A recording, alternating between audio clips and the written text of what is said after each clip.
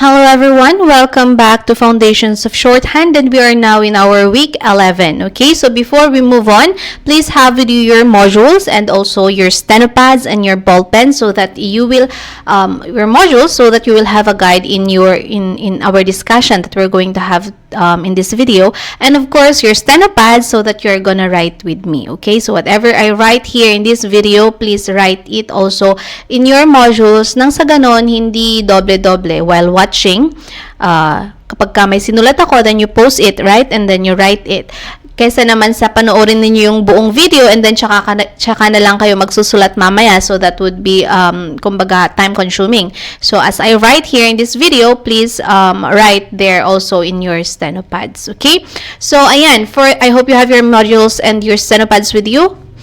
For this video or for this lesson, we're going to have an additional 8 brief forms, and then of course when we have brief forms, we also have brief form phrases, and then we're going to learn the symbols for the them, them, blend, and then salutation and complementary closings. These are the things that you put in the letters, right? And then the beginning or words beginning con and com, like complete, controversial, and then the second symbol for the sound of TH. Diba meron na tayong TH, yung over TH which is yung brief form for yung that TH, yun natapos na natin. Now we're going to learn another TH which is the under TH, okay? So, and then lastly, we're going to transcribe words beginning re. Okay? So, ayan, let's start. Okay, so for our set of brief forms, we're going to have about, from, glad, after, street, with, Mrs., and of course, when. So for about is represented by your A and your B stroke. Ba't ang pangit? Nangyari. Wait lang ha. Ayusin natin. We have your A and your B stroke. So that is how you do about. Next, we have from. So from is represented by your F. Wait. Oops. Ano ba yan?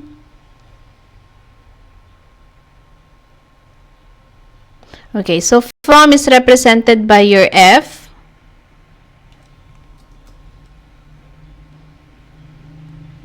And M.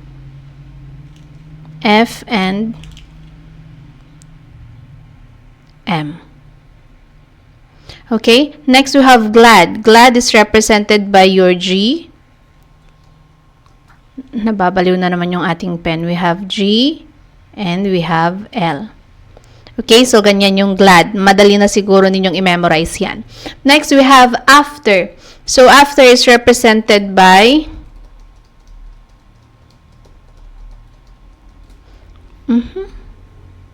I'm sorry about this, guys.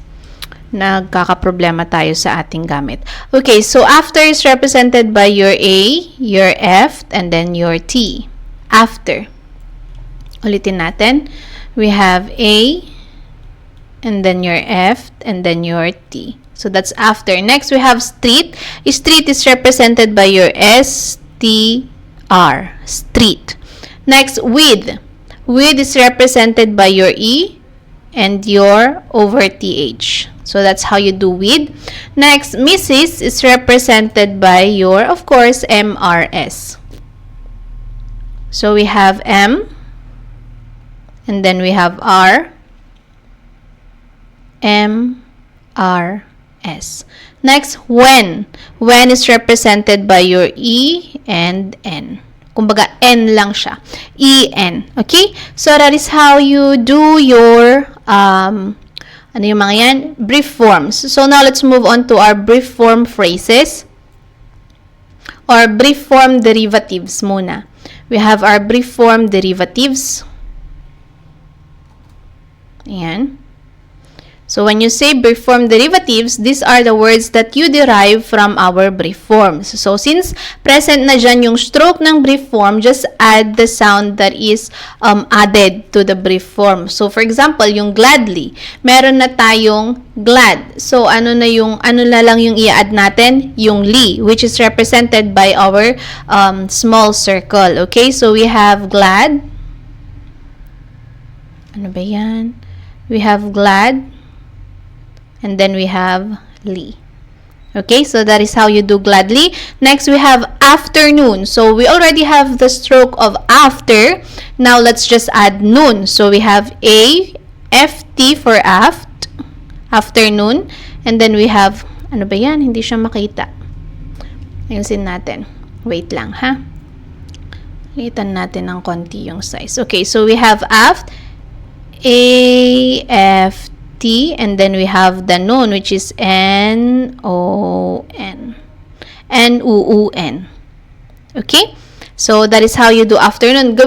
Gandahan na lang ninyo sa inyong mga papel, ha? Huwag na ninyong, tawag dito, pansinin yung aking strokes na medyo kweng-kweng kasi hindi gumagana ng mabuti yung ating electronic pen and pad. Wala talaga eh. Sige. Ayusin natin. We have noon. Okay, so medyo maganda-ganda na yan. Next, we have streets. So we already have the street. All we need to add is yung S for streets. Okay, so we have S-T-R-S for streets. Next, we have within. Within. So we already have the with. Now, let's add in. Ma'am, bakit may I, 'di ba? In lang dapat is walang para makita na merong that's within. Kasi kapag ka with yung nilagay mo na with and then n, hindi mo madidistinguish na merong sound ng e doon kasi 'di ba na-pronounce mo nga yung within, 'di ba? Within. So, na-pronounce mo yung e doon. That's why you have to stroke it. Okay? Next, we have, so that's it for our brief forms and our brief form derivatives. Now, let's move on to our brief form phrases. I hope nakakasunod kayo. Okay, so we have our brief form phrases here. Okay, so first we have about the. So, paano yung, ano naman yung tinatawag natin na brief form phrases? So, these are words that you put together in one stroke. So, yung about the, iisang stroke yan. So, paano natin ini-stroke yung about? It's A and B. It's A, B, and then the is your TH. So, that is how you do about the. Next, with you or with your. So, we have with, E, TH, and U. So, that is how you do with you or with your. Next, with the. So, we have with and you add the. Okay? Next, with our. So, we have with and then your our, which is represented by your R stroke. Next, from the, we have from, which is F and M, and then we have the. And then from you, we have F, M, from you. Next, I am glad. So we have I am, and then glad. I will be glad. So we have I, and then we have will, and then be, and then glad. Okay? Next, after the. So we have aft for after, and then we have the. Ulitin natin. We have aft, A-F-T, and then we have the. Okay, so those are our brief form phrases. Now, if you were not able to follow anything or some of the strokes, please feel free to repeat it. Tama? ulitin na lang ninyo, panoorin ulit ninyo, and then subukan ulit ninyo until you will be able to do it right. Okay, so now let's move on to our new strokes. So we're done with our brief form derivatives, and then brief form phrases. Now let's move on to our new new strokes, which is yung ating sounds of them and them. So this them and them are anong tinatawag nila? It's a blend. It's a blend of TM. Tama ba? Oh, no, I'm sorry. It's DM. It's a blend for DM. Okay? So, for example, ano yung stroke natin ng D? So, ano yung stroke natin ng D? So, our stroke for D is your long slanting line, and your M is your long sleeping line. Ano ba yan? So, your M is the long sleeping line. Nasaan na yung aking course? I'm sorry. Long sleeping line. So, when you put them together, ang magiging blend nga, diba? So, dapat wala siyang, hindi mo makikita yung intersection. So, yung magiging stroke nito is, kumbaga, over TH na exaggerated. Malaki siya. Okay? Malaki na over TH. Ano ba yan? Sorry. So, it's like that. Okay. So, now, para maintindihan, let's try the words. So, unahin natin yung TEM words. So, when you say TEM, it does not only pertain to the TEM na word. Pwede rin siyang TOM. Okay? TOM. Basta Tom. Tom. Yan, as you can see there, lahat ng TM. Hindi naman siya lahat ng TM, pero yung TEM and then TOM, ayan, it's considered, yun yung ginagamit, yung TEM-DEM blend. Okay? So, ano ba yan? Parang hindi ko siya na-explain ng maigi. So, pag sinabi nating TEM-DEM blend, it's either TEM or TOM yung ginamit na word. Okay? So, parang it's up to you again. It's up to your tawag dito, common sense kung paano nyo siya, kung ano yung word na gagamitan. Of course, tulad ng item, alangan namang sabihin mong item yon, right? But tulad ng tomorrow, alangan namang sabihin mong tomorrow yun, wala namang ganong word. So, ayan, as I've said, common sense, diba? Madali namang i-analyze yan eh. Especially if you've been with me throughout these lessons that we had, I'm sure na medyo able na kayo na i-distinguish yung mga words na kinakailangan ninyo doon sa sentence. Tama? So, ayan. Let's try item. So, we have I.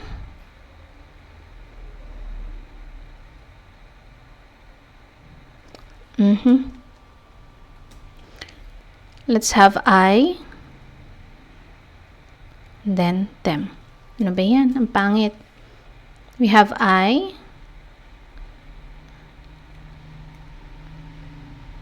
Them. Okay. Next, we have items. Items. Temper. So, we have them. Dapat curve line ito, ha?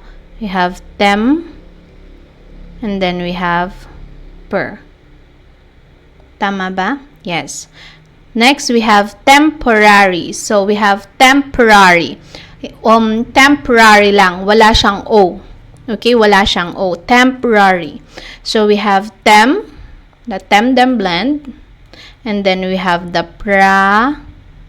And then, we have the re. Temporary. Oops, I'm sorry. Wala pa pala siyang A. So, dyan naman sa inyong module, it's temporary.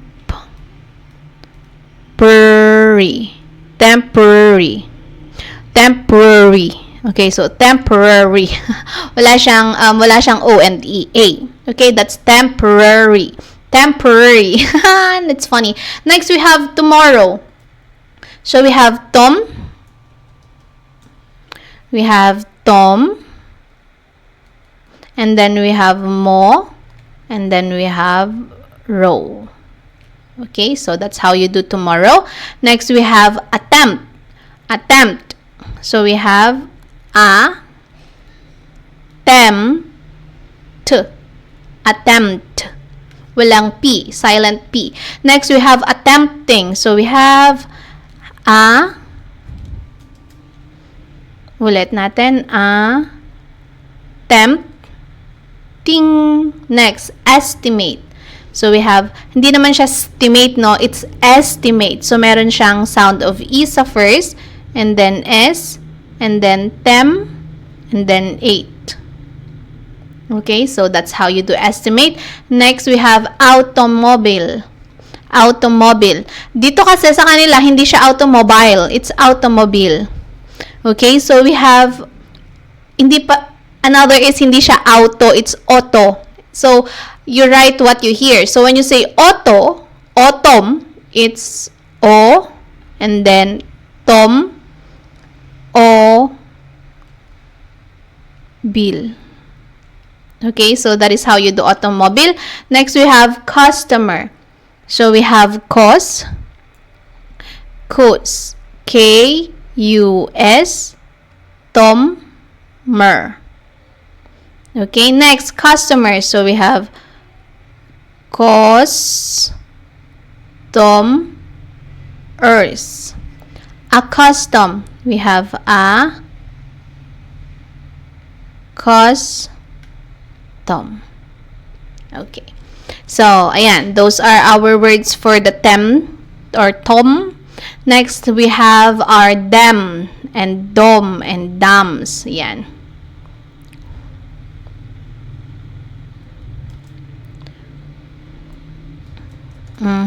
So, as you can see, dito din sa dam, hindi lang siya, sa dem, hindi lang siya dem. Meron din tayong damage. So, ayan, as long as short vowel sound yung ginamit between D and M, yung dem blend ang gagamitin nyo. Not unless it's danger. So, it's day, A, long A yon. So, you have to write the A. Pero dito sa mga short vowel sounds like A, E, I, O, ayan, ginagamit yung dem. Wait, parang mistake ako. Medium. So, oh my gosh, I'm so wrong. So, inuulit ko, or papalitan ko, or i-update ko yung aking explanation. I think as long as it's D and M, and then T and M, ayan, TM, DM na magkasunod, which has a vowel in between, ang ginagamit is yung tem-dem blend. Kasi nakita ko dun sa medium Medium, yung is, it's a long vowel sound, which is U, pero ginamit is yung DM. Tama?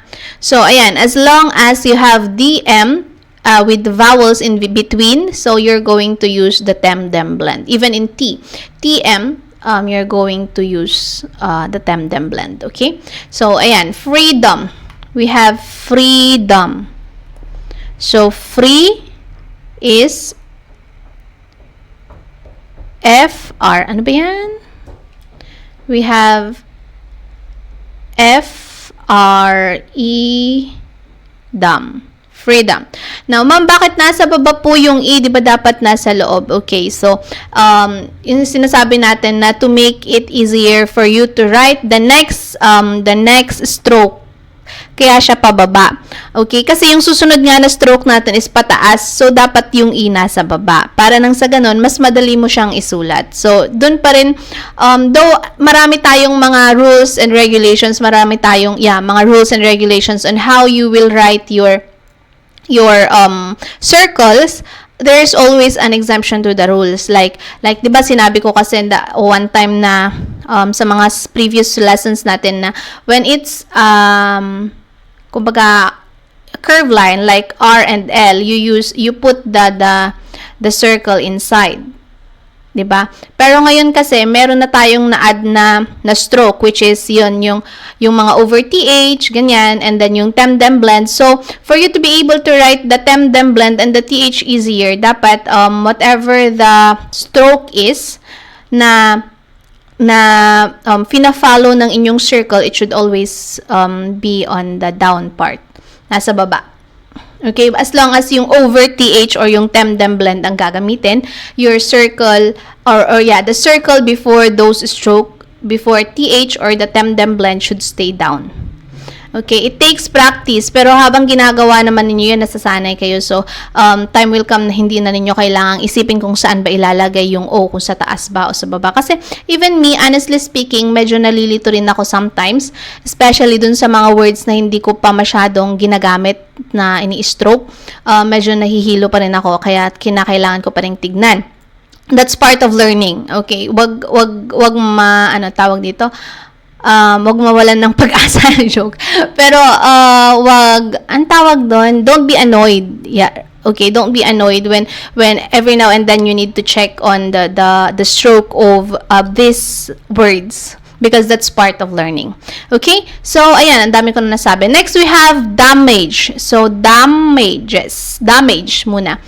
We have damage, pangit talaga. So, we have damage,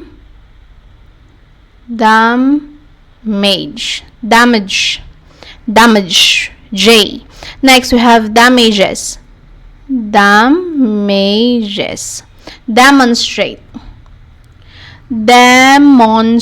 So, we have dem, then we have mons, and then we have trait. Okay, so as you can see, we have dem, and then we have O, and then N, and then S, and then T, R, A, T. Demonstrate. Okay, next, demonstration. So we have dem, on, stray-tion. Shon, which is represented by your downward slanting line na maliit for SH. Okay? Next, we have seldom. So, we have sel, and then dom. Next, we have medium. So, we have M, E, and then dum. Next, we have Adams, or Adams. Yeah, Adams. We have A, and then dam, and then of course your capital letter symbol. Next, we have Dempsey. So we have dem, and then we have C, and then your capital symbol. Okay, so that is it for your tem-dem blend. Ayan. Now let's move on to our salutations and complementary closing. So, ano ba yung mga salutations and complementary closing? May mga natapos na tayong na-discuss. May mga naipakita na kung paano siya stroke. Now, let's just add. Kasi hindi lang naman yun yung mga complementary closings and ano. So, we have Dear Miss. First, Dear Mr. So, ngayon, na napag-aralan na natin yung DM, yung tem-dem blend. Dito na pumapasok yung ating shortcut for Dear Mr., which is your Dear Mr. DMR. So, yan yung magiging stroke ng Dear Mr. natin starting today. Next, we have Dear Mrs. We have Mrs. Dear Mrs. DMRS. Next, we have Dear Miss. We have DMES. Hindi siya curve line. So, we have DMES. Kasi di ba yung dear is represented by your D, and then your miss is represented by your M. Or yeah, the starting letter of Mr., Mrs., and Miss. Next, we have Dear Sir. Yung Dear Sir, since wala naman siyang M doon, hindi siya represented by your DM. It's going to be represented by your D and S. So that's how you do Dear Sir. Next, we have Dear Madam. Dear Madam is an exemption to the rule. Kaya yung Dear Madam natin is represented by your D and M. Okay, so that is how you stroke Dear Madam. Now, we have Very Truly Yours. So, dito sa Very Truly Yours, you're just going to write, this is a brief form phrase, and you're going to only write the starting letters of each word, which is yung ating V, T, U. That is how you stroke Very Truly Yours. Andali, no? Next, yours very truly. So, you have yours, which is represented by your U stroke or your UU, and then diretso na sa V, and then we have T. So, parang number 2 siya. So, that is how you do yours very truly. Now, cordially yours is represented by your C, and then, of course, your U symbol, which is a brief form, yung U yours. Okay? So, that is how you write your complementary closings and salutations for letters. Okay? So, ayan, I hope you were able to do it right. Next, medyo mahaba-haba yung ating magiging discussion ngayon. Next, we have the con and com words. So, ayan, another shortcut. Another shortcut stroke. Con. Con and com is represented by your C or your K. Your K stroke, which is a downward curve. Tama? So, ayan. So, sinabi ko na, uulitin ko lang that your con and com is represented by your downward curve that is representing yung ating letter K. So, ganyan.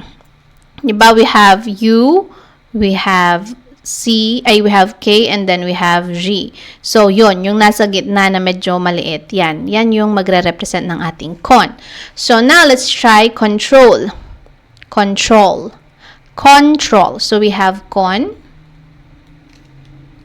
We have con, and then we have T-R-O-L. Control. Next, we have contract. Con. And then T-R-A-K-T. Contract. Pero no, wrong pala siya. Wala pala siyang contract.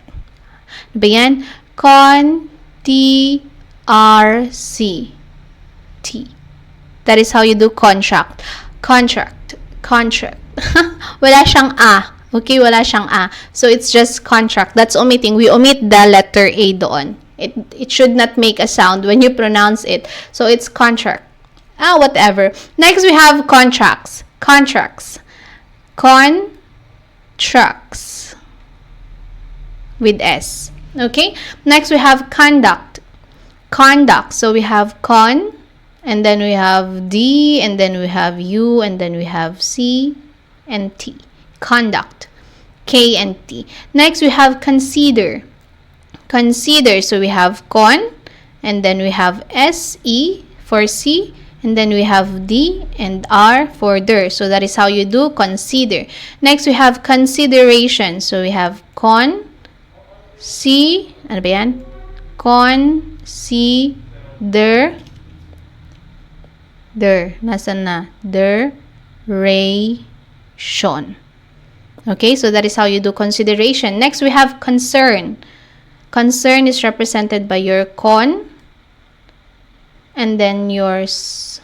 Bakit? Concern. Okay, so we have con, and then we have your left S, and then we have your E, R, and N. Next, we have conference. Conference.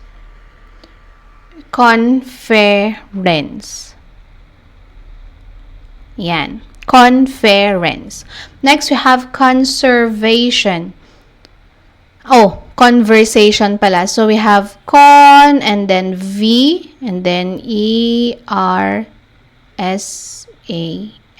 Conversation. Okay. So, now, let's move on to our com words. Com words.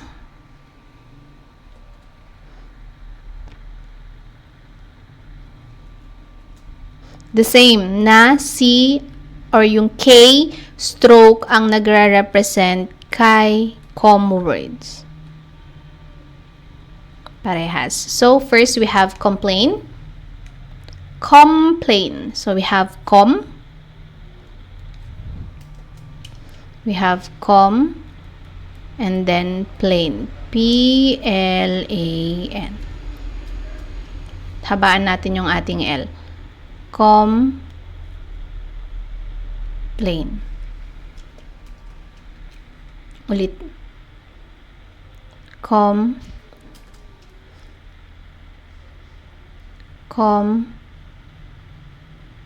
Plain. Okay? Next, we have complete.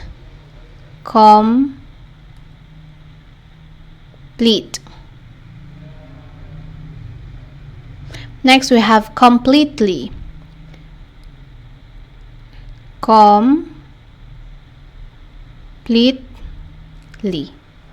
Ay, I'm sorry. Baliktad pala. Completely. Okay? Next, we have completion.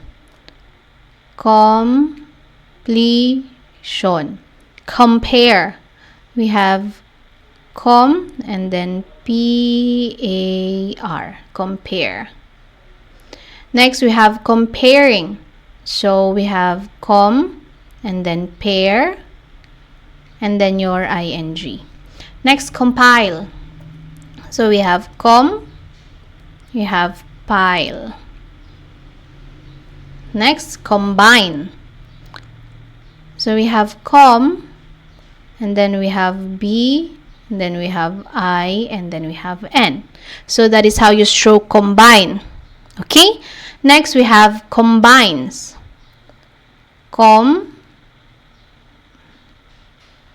Binds. Okay, so ayan, that is how you stroke your strokes for that is how we stroke the words that has the beginning of con and com. So, inulit ko, these are you use the con and com stroke only when the con and com is located at the beginning of the word. Okay? So, tsaka mo lang siya gagamitin na ganyan. Next, we have yung mga exemption to the rules ulit. Exemption to the rules. Bakit siya tinawag na exemption to the rules? Kasi yung ginawa natin kanina are the words that has kumbaga single N and M. Pero kapag there is in the spelling it has a double N and double M, you have to write the other M and the other N.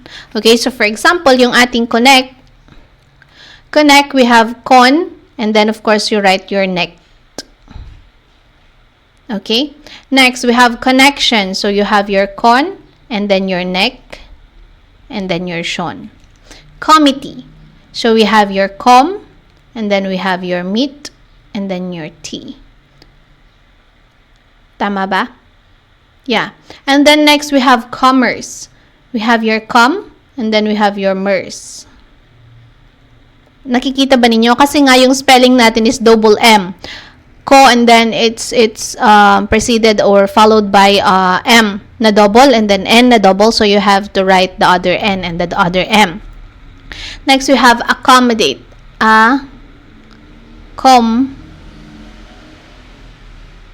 Wait, let me check. Baka magkamali ulit ako.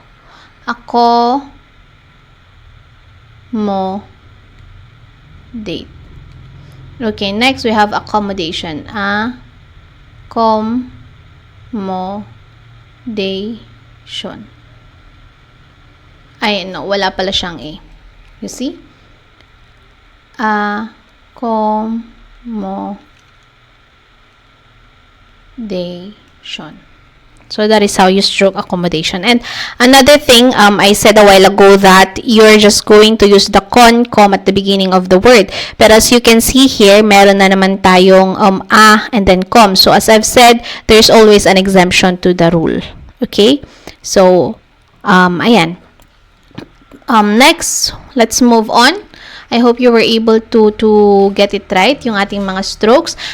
Anyway, nandyan naman sa inyong mga module kung paano siya i-stroke, diba? You only need to copy. Pero yung kung bakit ko kasi siya video is for me to be able to show you how you will write it. Kasi diba, there are instances na oo, nakita mo nga na ganyan yung strokes niya, but the way you're going to write it is different. Pwedeng nagsisimula ka sa last or pwedeng paputol-putol yung pagsulat mo, which is hindi dapat. Kasi nga, one technique that or kung ano yung pinupush ng, hindi naman pinupush, paano ba i-explain? Kung bakit nagiging mabilis yung pagsulat when using steno writing or stenography is that yung continuous writing. You do not have, you limit the way, or you limit the lifting of the pen when you are writing. So that is why medyo mabilis or nakakabilis ka ng pagsulat. Okay? So, ayan. Next, let's move on to our next stroke, which is your TH. The TH stroke. So, this TH here is yung ating under TH. So, okay, para malinaw, ngayon na nandito na tayo sa TH, explain ko lang kung paano. This is a technique that I learned from my instructor when I was also undergrad, nung nasa college ako for stenography. So, yung tinuro niya is, this is your circle, and you divide your circle into horizontal line. Yung nasa taas is your UUKG. And then yung nasa baba is your ORL. So, the difference between this is the length. Okay? Next, so, kung yung UUKG ninyo, meron siyang U, and then meron siyang second, and then dito rin, may ganyan. Okay? And then next, the circle is divided into, or divided vertically. So, here is your SFV, and here is your SPB. Okay? S the smallest or the shortest, and then P is the next, and then B is the longest of them. Ganon din yung SFV. S is the shortest, F is a little bit bigger, and then your V is the parenthesis or the closing parenthesis. Next, we have when you divide the circle ng ganyan. anong line yan? We have your over TH, and your under TH. Okay, so these are the symbols para nang sa ganon, hindi ninyo malipatan, hindi ninyo makalimutan yung inyong mga stroke. Okay, so we are done learning about the over TH. Nagamit na rin natin ito for with, and then for the, marami pang iba. Marami pa tayong words na scan na lang ninyo yung inyong mga notes or yung inyong mga modules kung meron pa. So, dito naman ngayon, we're going to use the under TH. Okay. So, ayan. So, though is represented by your under TH and then your U. So, ma'am, paano po malalaman kung over TH or under TH yung stroke? Ayan. Paano mo siya malalaman? Ako, kung paano ko siya nalaman, minemorize ko kasi siya. Oo, minemorize ko kasi siya. Pero sabi dyan, just as we have 2S symbol to facilitate fluent joining to other symbols, we have 2 TH symbols for the same reason. The TH you learned on the previous lesson is called the over TH, and now the under TH mirrors the, ayan. So, wala siyang in-explain kung bakit. So, sa akin, when I'm learning this, para, minemorize ko siya. So, yun, i-memorize na lang din ninyo. Hindi, pero, yun nga sinabi ko, as you use these things here, habang nag-i-stroke kayo, na nakakabesa rin ninyo yan. So, we have thought, T-H-O-T, under T-H-O-T, and then we have those, under T-H-O-S. And then we have through, or through. So we have T-H-R-U. And then health. We have E-L-T-H. Diretso mo na yung health. And then we have healthy. Hindi pala siya dinediretso. Health. Then we have healthy. Ano ba yan? E-L-T-H-E. And then we have H. Next, clothes. Clothes. We have C and then L, and then O, and then THS. Clothes. Next, we have clothing. Clothing. So we have KLOTH and then your ING. I'm sorry, ito palang clothes is siya na yung dinediretso. We have CLOTHS.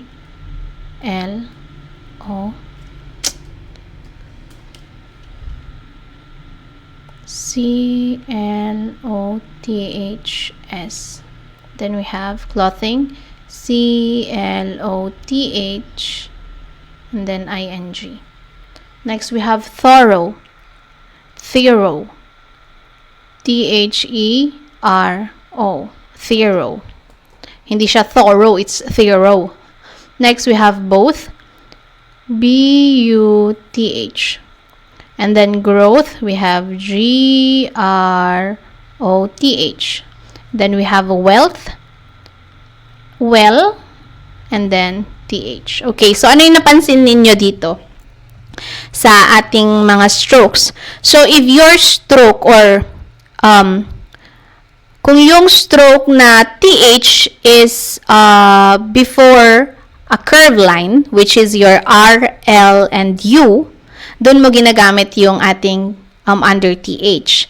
And same is true kapag ka yung TH is followed by your R or yung mga curved lines din natin, which is yung U, like through, like though, di ba?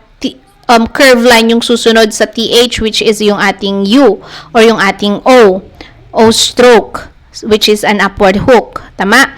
So, ngayon, yung TH ninyo sa baba, kasi nga upward, kumbaga upward curve yung susunod. Ganon din yung thought. TH and then upward curve and then T. So, under TH yung ginamit. Ganon din yung those. Those, TH and then upward curve ulit, which is yung ating O and then S. So, as you can see here, kung yung susunod na letter dun sa TH is curve line or upward curve, ang ginagamit natin is yung under TH. And same is true kapag ka yung sinusundan na stroke ng ating TH is another curve line, under TH din yung ginagamit. Okay, so I hope I was able to explain when to use the under TH and the over TH. Next, and lastly for this lesson, we have yung ating re. The re words in the beginning of a word. The re sound in the beginning of a word. Okay? So, re. Now, re is represented by yung ating R stroke. So, yung ating R stroke. Now, let me explain this first. You only use the R stroke to represent the re if the next stroke is a downward stroke. So, for example, reject. We have reject, right? So, re, and then downward hook, and then C and T. Reject. But, for example, relate. You say relate. You, remain. Remain. Okay? So, you only use the R to represent re if the next stroke is a downward stroke. So, for example, ano ba yung mga downward stroke natin? Yung ating SH, CH, and yung ating J. 'Di ba? Downward stroke 'yan. And then meron din tayo ng ating SPB, which is baliktad. We have S and then P and then B. So downward stroke din 'yan. And then we have yung ating dito na sa gilid, we have S, F, V, downward stroke din ang mga ito. Okay, so only if these are the strokes that comes after yung ating re na sound, that is the only time that you're going to use yung R to represent yung ating re. Okay? So, let's try replace. We have re and then place. P-L-A-S. Reply. We have re and then ply. Malaki masyado. We have re, and then ply. Next, we have reply. So, we have re, plies. Repair. Re, and then pair. Research. We have re, and then we have, wait, let me check yung ating research kasi baka magkamali ako. Ayan, tama. Research. We have research. Ulitin natin. So, we have research. Research. Next, we have receive. Receive. So, we have re, and then receive. Next, we have received. Received. Next, we have refer. Refer. Next, we have referring.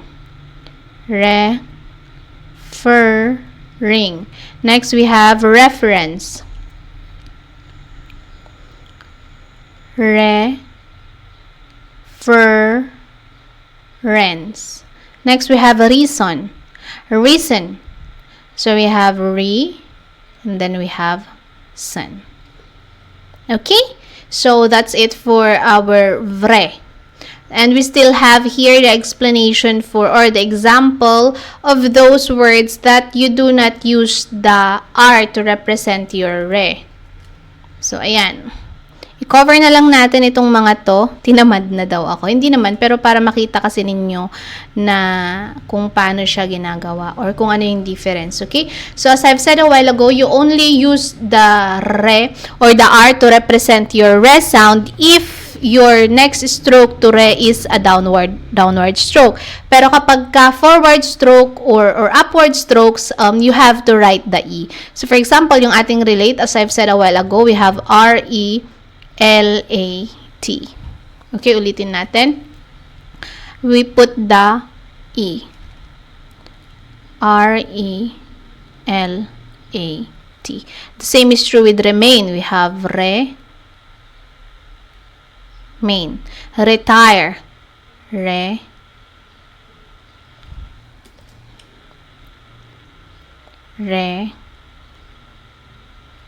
Okay, so as you can see, the next stroke for re, or the next stroke after re in this last three words that I stroked are, it's either forward curve line or forward slipping line and then upward slanting line. So when these strokes comes after the re, you have to write the E. Diba, madali lang siyang iintindihin kasi as long as the